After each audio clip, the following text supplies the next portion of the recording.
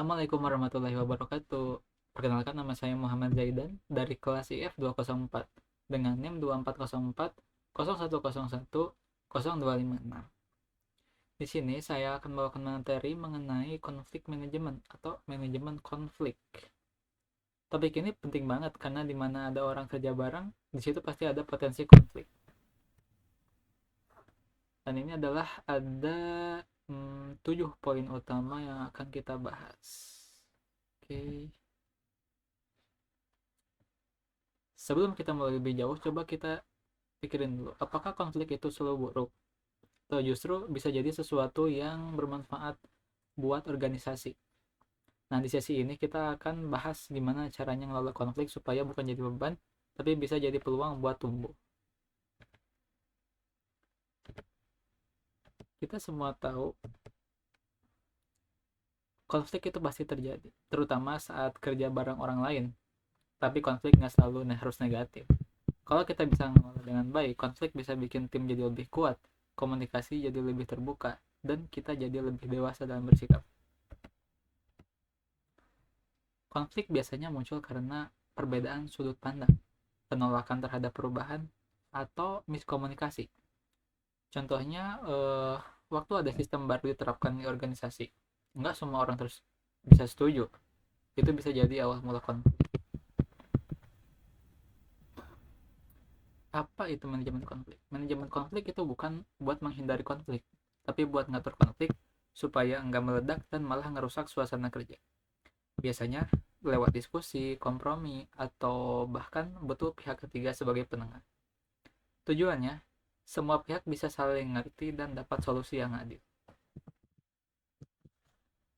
Satu konflik biasanya terdiri dari aktor, pihak yang terlibat, objek konflik, apa sih yang dimasalahin, dan situasi, budaya kerja, aturan, dan sebagainya.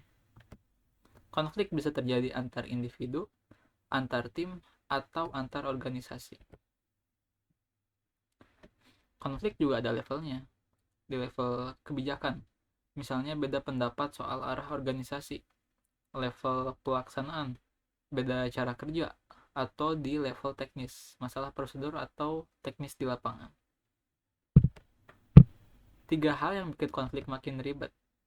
Yang pertama, skala konflik makin besar, makin berat.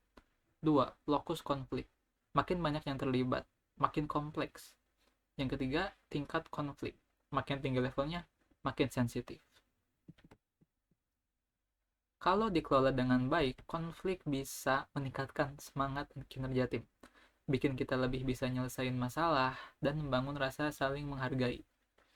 Jadi konflik itu bukan hal yang harus dihindari, tapi dikelola. Manajemen konflik juga membantu organisasi untuk mengevaluasi sistem kerja, naikin produktivitas, dan memperkuat kerjasama antar anggota. Konflik yang terkelola dengan baik bisa jadi momen untuk refleksi dan perbaikan. Strategi pertama, akomodatif. Kita jadi penengah, dengerin semua pihak, tampung semua aspirasi. Cocok buat dipakai kalau posisi kita ini netral dan semua pihak masih terbuka buat ngobrol. Strategi kedua, menghindari.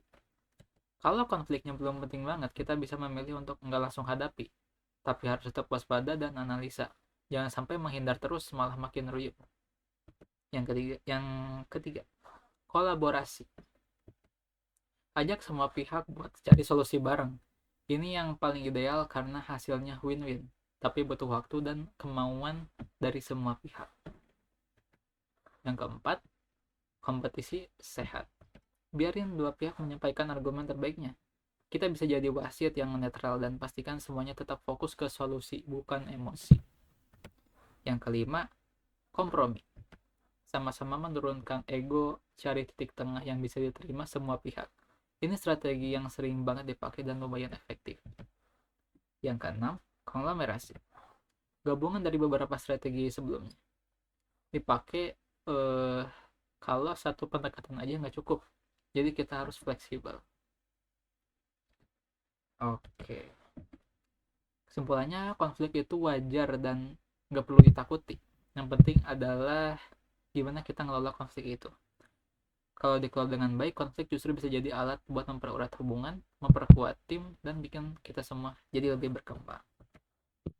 Sekian dari saya. Wassalamualaikum warahmatullahi wabarakatuh.